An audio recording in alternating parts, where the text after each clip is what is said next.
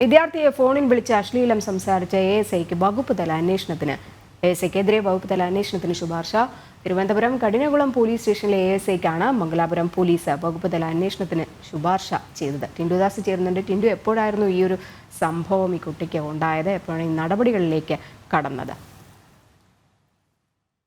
കഴിഞ്ഞ ദിവസം തിങ്കളാഴ്ചയാണ് ഇത്തരത്തിലൊരു സംഭവം ഉണ്ടായിട്ടുള്ളത്. തോന്നയ്ക്കൽ സയൻസ് ഫെസ്റ്റിവലിന് വോളണ്ടിയറായിട്ടെത്തിയ വിദ്യാർത്ഥിയോട് കഠിനകുളം പോലീസ് സ്റ്റേഷനിലെ എഎസ്ഐ KP നസീർ മോശമായി സംസാരിച്ചു. അതുപോലെ തന്നെ അശ്ലീല ചുവയോട് കൂടി സംസാരിക്കുകയും കുട്ടിയുടെ ഫോണിൽ പലതവണ വീഡിയോ കോൾ വിളിച്ച് അശ്ലീലം പറയുകയും ചെയ്തു എന്നതായിരുന്നു പരാതി.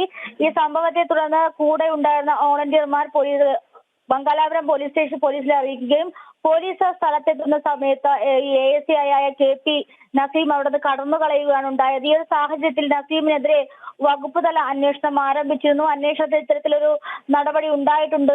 അത്തരത്തിൽ ഈ സംഭവം നടക്കുന്ന സമയത്ത് പോലീസ് അറിഞ്ഞതിന് ശേഷം നസീം കടന്നു കളഞ്ഞിട്ടുണ്ട് കണ്ടെത്തിയിട്ടുണ്ട്. അതിനുശേഷമാണ് സ്പെഷ്യൽ ബ്രാഞ്ച് KP നസീമിനെതിരെ ഇപ്പോൾ വകുപ്പ് തല അന്വേഷണത്തിന് ശുപാർശ ചെയ്തിട്ടുള്ളത്. അതോടൊപ്പം തന്നെ KP നസീം പാങ്ങോട് പോലീസ് സ്റ്റേഷനിലും ഈ ASI ആയിരിക്കുന്ന സമയത്തും കൊല്ലത്തും സമാനമായി സ്ത്രീകളോട് മോശമായി ഇടപെട്ടുന്ന സാഹചര്യം ഉണ്ടായിരുന്നുവെന്നും പരാതികൾ ഉയർന്നുണ്ട്. അതിന്റെ ആ ഒരു അടിസ്ഥാനത്തിൽ നസീമിനെ കണ്ണംകുളം പോലീസ് സ്റ്റേഷനിലേക്ക് സ്ഥലം മാറ്റിയതാണ്. എന്തായാലും വിഷയത്തിൽ ഇപ്പോൾ വകുപ്പ് തല അന്വേഷണം ആവശ്യപ്പെട്ടിട്ടുണ്ട്.